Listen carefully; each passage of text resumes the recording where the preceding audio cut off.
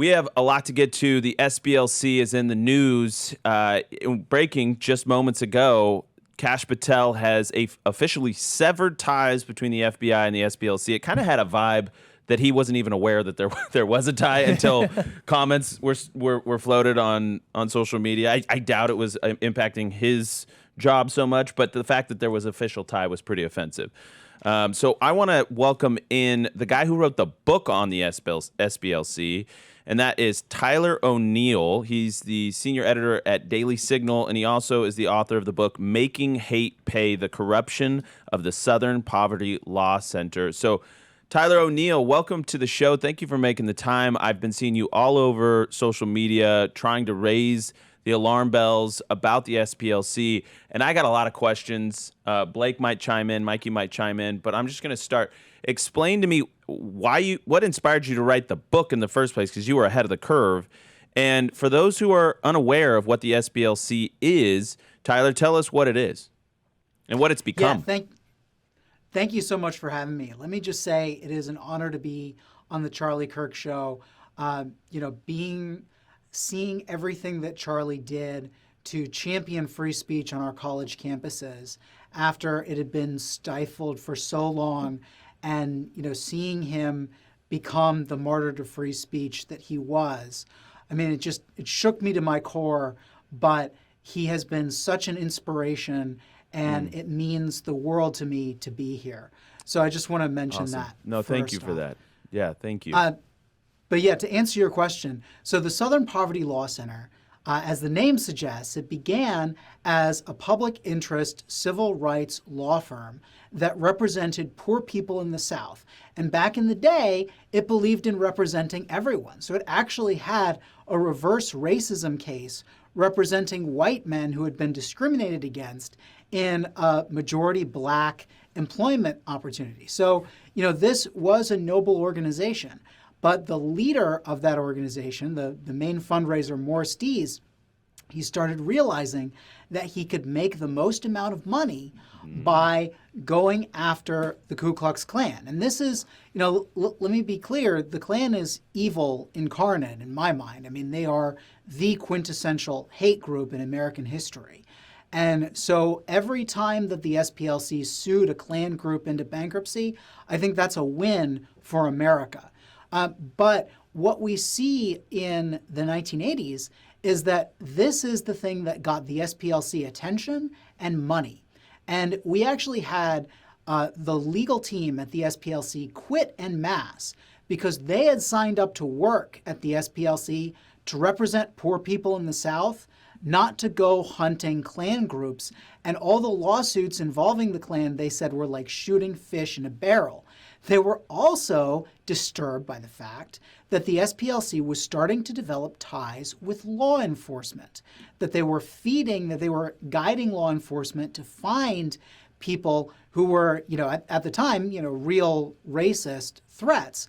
But eventually, the SPLC created those ties to law enforcement that would later become what we saw horrifically in the Biden years and even before that to some degree. So the SPLC around the year 2000 is when they start their third iteration. They had run out of Klan groups. They ran out of grand dragons to conquer.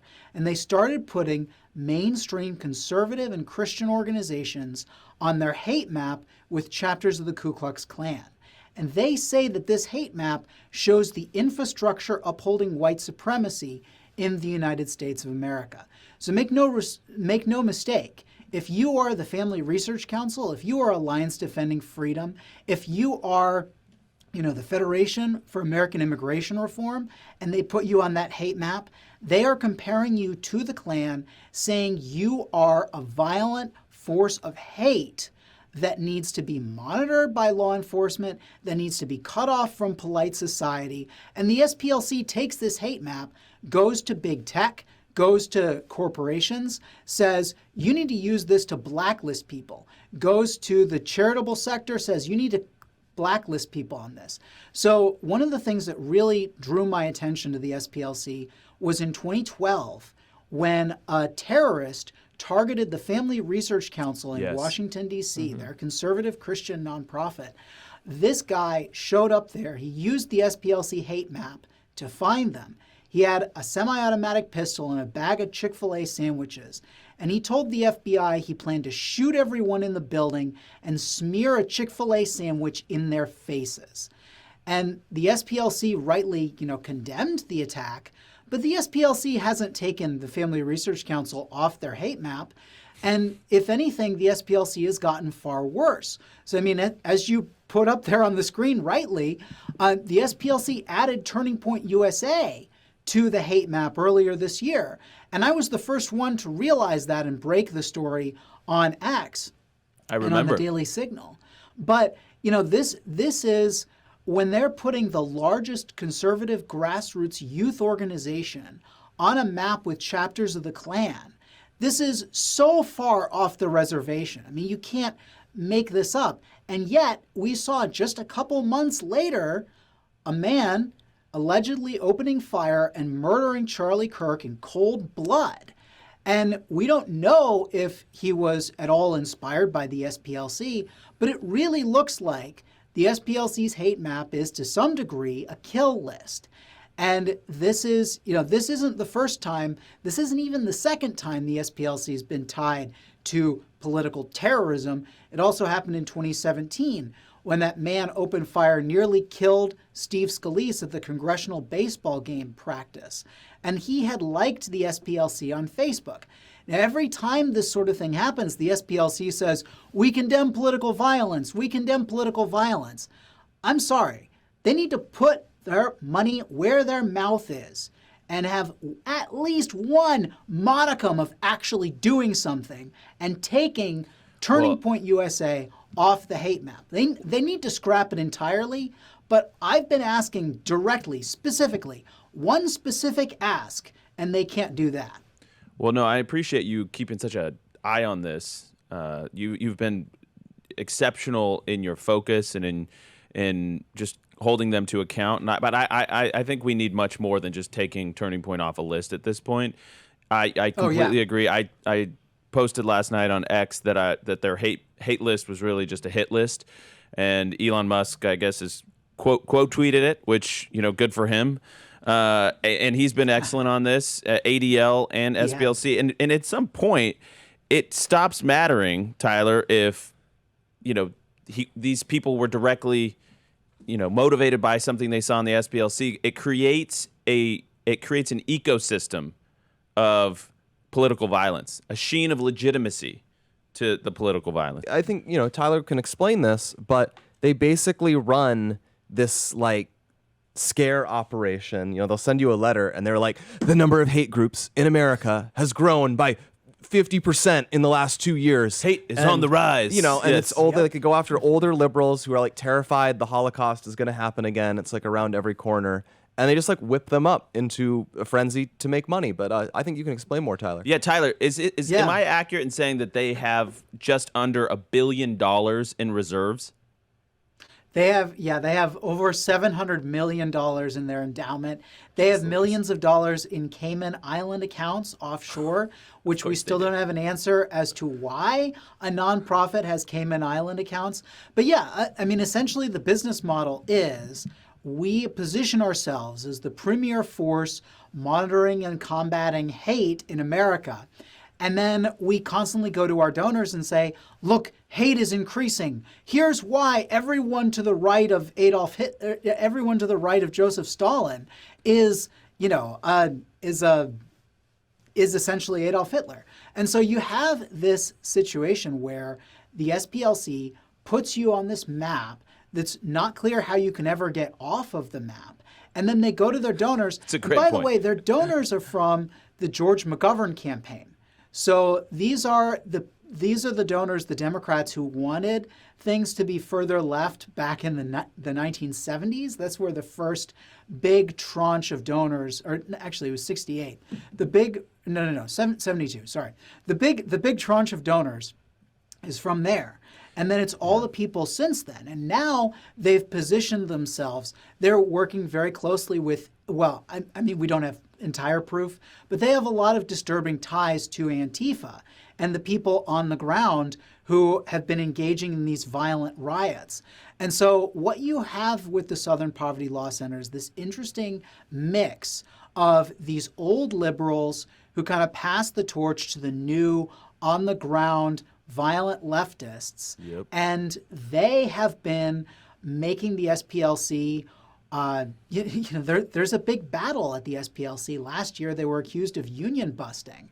And to answer your original question, why I wrote the book was partially because of the FRC shooting, partially because in 2019, we had a racial discrimination and sexual harassment scandal where the founder of the SPLC, the co-founder, Morris Dees, was fired. The president resigned. It was a huge deal. Jocelyn Benson, by the way, the Secretary of State for Michigan, stepped down from the board at this time. Jeez.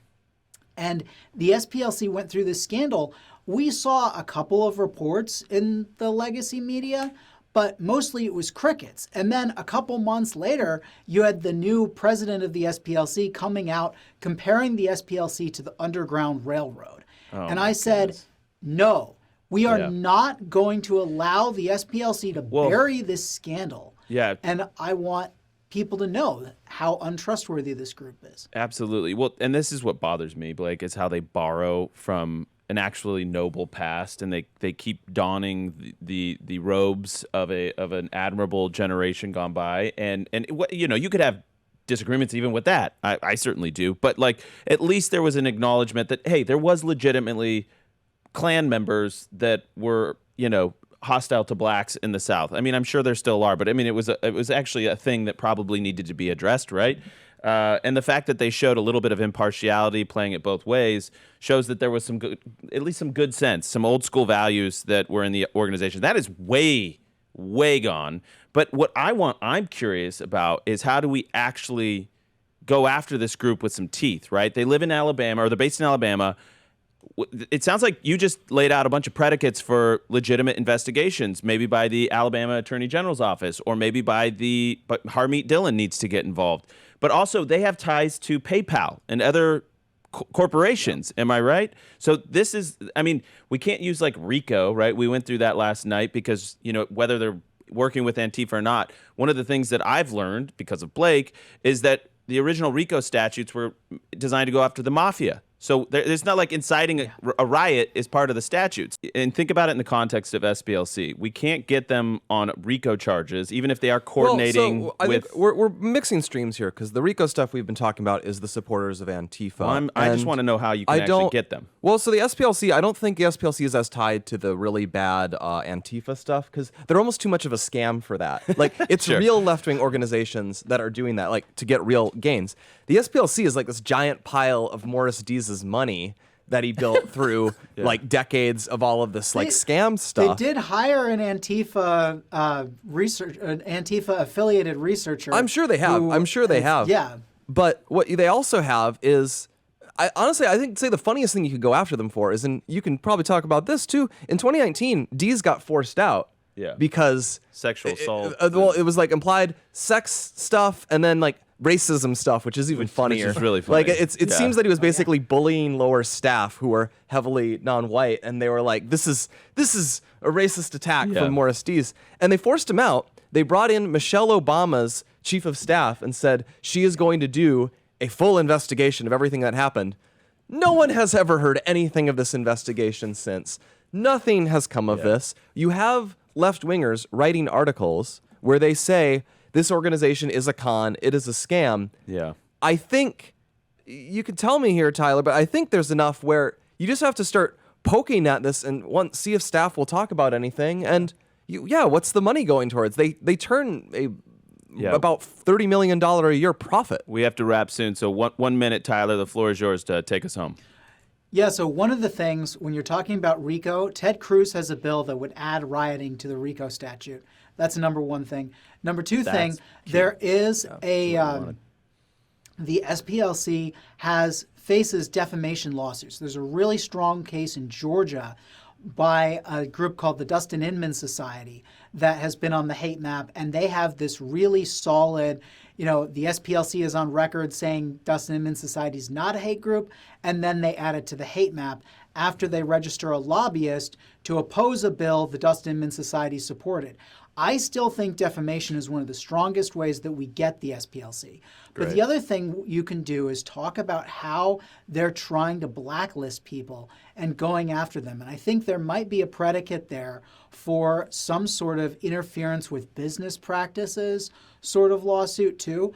I tend to look a lot at the lawsuit side, partially because I'm not quite as well versed in the criminal law, and I've been following the defamation lawsuits against the SPLC for a long time. I want a good, strong defamation lawsuit to hold the SPLC accountable for consistently dragging people's names through the mud. And if there ever was a case to overturn New York Times v. Sullivan, I think the SPLC's shenanigans is the best example. Well, I hope that's not a glass half full view, because Times v. Sullivan has been a thorn in a lot of people's sides for a long time. Anyways, this is Tyler O'Neill, senior editor of the Daily Signal and author of Making Hate Pay: The Corruption of the Southern Poverty Law Center. Thank you so much, Tyler. We'll have you on again soon as this story continues to evolve. Thank you. Thanks again for having me.